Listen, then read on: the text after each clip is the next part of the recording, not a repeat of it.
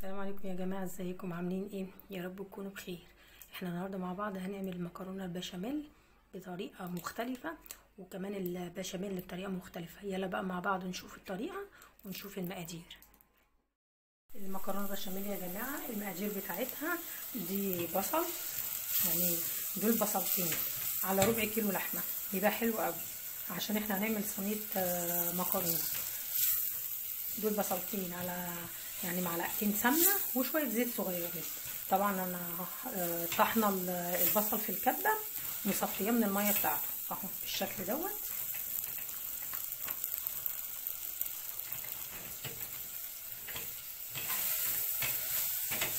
هسيبها لحد ما تدبل شويه. احنا هنعمل بقى المكرونه بشاميل النهارده بطريقه مختلفه شويه،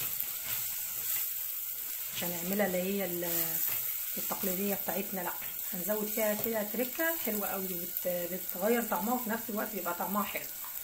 ومعايا هنا بقى في الحله دي هنزل كده بشويه زيت صغيرين. بسم الله الرحمن الرحيم كده.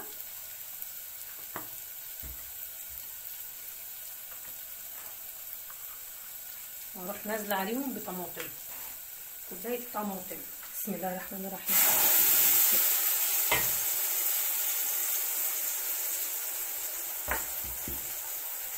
وهسيبها بقى ايه تسبك خالص. هنا البصل اهو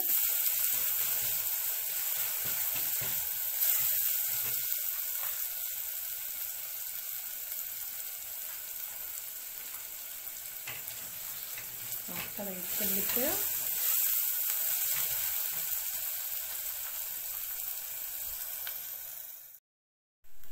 ادي البصل اهو بعد ما اتبل بقى بالشكل دوت اهو كده. هنزل عليه بقى باللحمه. بسم الله الرحمن الرحيم كده.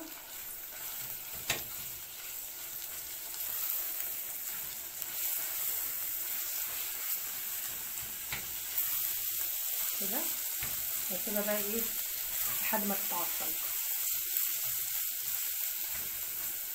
طبعا هحط لها ملح وفلفل.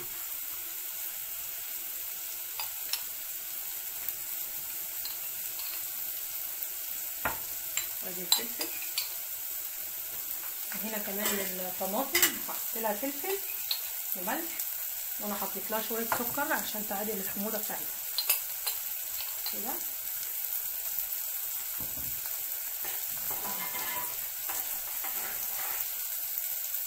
هغطي عليها واسيبها تكمل ايه سوا. وادي اللحمه اهي برضه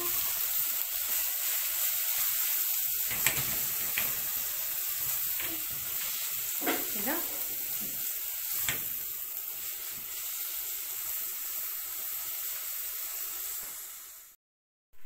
انا هنا يا جماعه ببشر للحمه جوز الطيب، بتديها طعم حلو قوي. بسم الله الرحمن الرحيم. رشه بسيطه كده.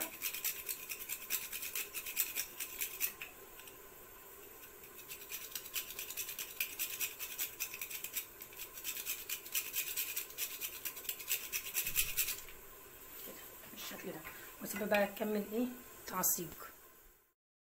البشاميل يا جماعه احنا هنعمله بطريقه مختلفه النهارده بالنسبه للناس اللي هي ايه يعني المبتدئين، او اي حد مثلا البشاميل معاه بيكلكع. الطريقه دي حلوه قوي وسهله، وهتوفر ايه عليكي ان انت تفضلي تقلبي فيه، وبنفس الوقت هيطلع معاكي كريمي خالص.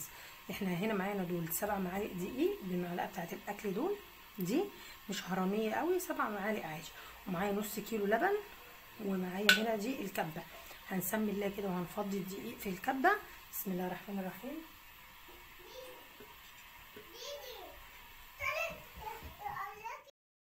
نفضي الدقيق كده كده، وهنحط عليه اللبن كده. بسم الله الرحمن الرحيم. نفضي اللبن كده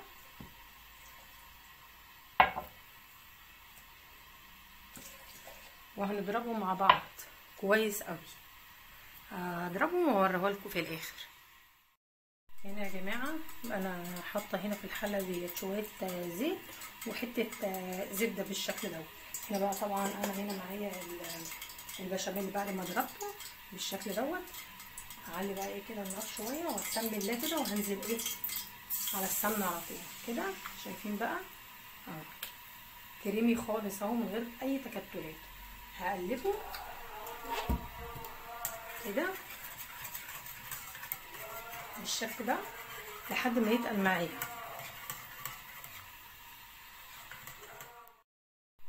اهو يا جماعه ادي البشاميل بعد ما حطيت له الزبده والزيت بقى بالشكل دوت. طبعا الخطوه دي يا جماعه بتسهل كتير جدا للجماعه البنوتات اللي لسه بيتعلموا الطبخ او لسه متجوزين. الطريقه دي بتسهل جدا موضوع البشاميل ان هو ما يكلكعش منها وعلى طول سهل. يا دوبك بس هنحط المكونات كلها في الكبه او في الخلاط نديهم مع بعض ونروح نازلين بيهم على الزبده على طول. بص بقى بسم الله ما شاء الله ما فيش كلكعه اهو. طبعا بقى انا هنا هضيف بشر جوزة الطيب اللي مش حابب ما يحطهاش براحته اهو كده.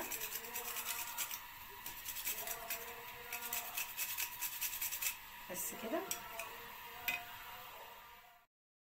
وهنا بقى انا حطيت لها شويه فلفل اسود واحط لها مرقه دجاج.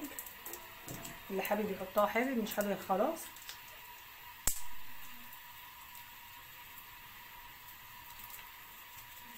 اهو هنحط شويه ملح طبعا مش هنكتر الملح عشان احنا حاطين مرقه دجاج.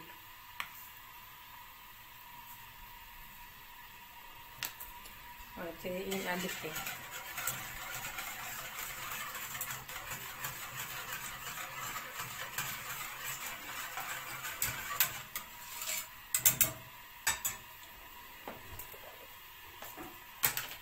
واحط معلقه قشطه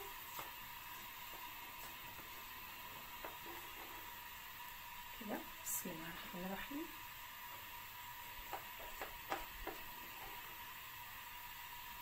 كده معلقتين.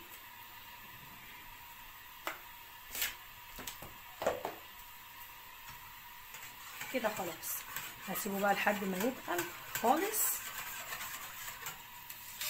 وبعد كده ايه هو طلع عامه يتقل اهو يا جماعه. البشاميل بعد ما تقل اهو بسم الله ما شاء الله حلو جدا ومفيهوش اي كلكعه بالشكل دوت. هطفي عليه بقى وهنشوف ايه هنحضر صينيه المكرونه ازاي. هنا معانا المكرونه اهي بالشكل دوت. طبعا انا سلقاها 3/4 سوا اهي بالشكل دوت اهي. طبعا لسه سخنه. هنزل بقى عليها بايه بالصلصه اللي احنا كنا عاملينها مع بعض. بسم الله الرحمن الرحيم كده.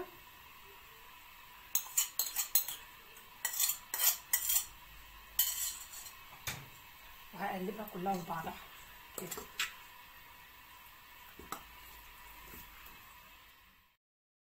بعد ما حطيت لها الصلصه وقلبتها وجيت حطيت لها ايه كبشتين بشاميل.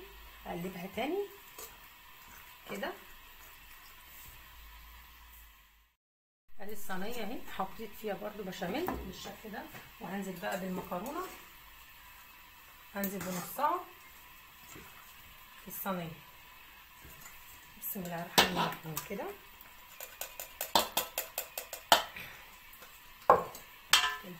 انا عايزه اقول لكم على حاجه يا جماعه. انا سلقت كيسين مكرونه اي نوع مكرونه.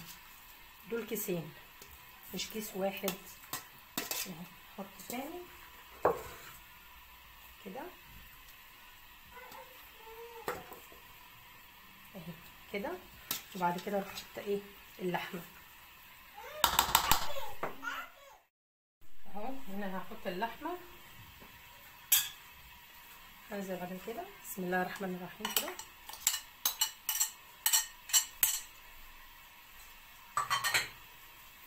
هبتدي ايه افردها كده وايه اضغط ضغطه بسيطه كده بالراحه كده.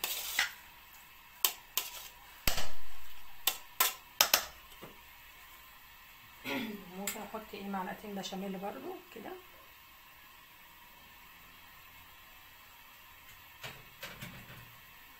كده بالشكل ده.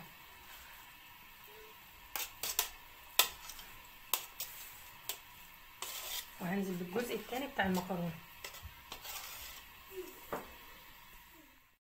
هنا بقى انا فضيت البشاميل اهو كله، بسم الله الرحمن الرحيم كده، بفرده ايه على المكرونه كده بالشكل ده. ادخلها بقى الفرن على الرف اللي من تحت. ادي المكرونه اهي يا جماعه بعد ما احمرت شويه بقت بالشكل دوت. هحط لها بقى ايه الجبنه الموتزاريلا. طبعا احنا ما بنحطش الجبنه الموتزاريلا في الاول عشان هي ايه ما تتحرقش بسرعه، ويكون كمان البشاميل ايه احمر شويه. هحط كده الجبنه بسم الله الرحمن الرحيم، يا دوبك بس هتخش تسيح وخلاص، مش هحتاج ان هي ايه تحمر، مش هحتاج ان هي تحمر كده. دي احسن بقى طريقه لتسويه المكرونه بالبشاميل، ان احنا نسوي المكرونه عادي ما نخليهاش تحمر قوي، بعد كده نحط لها الجبنه الموتزاريلا كده.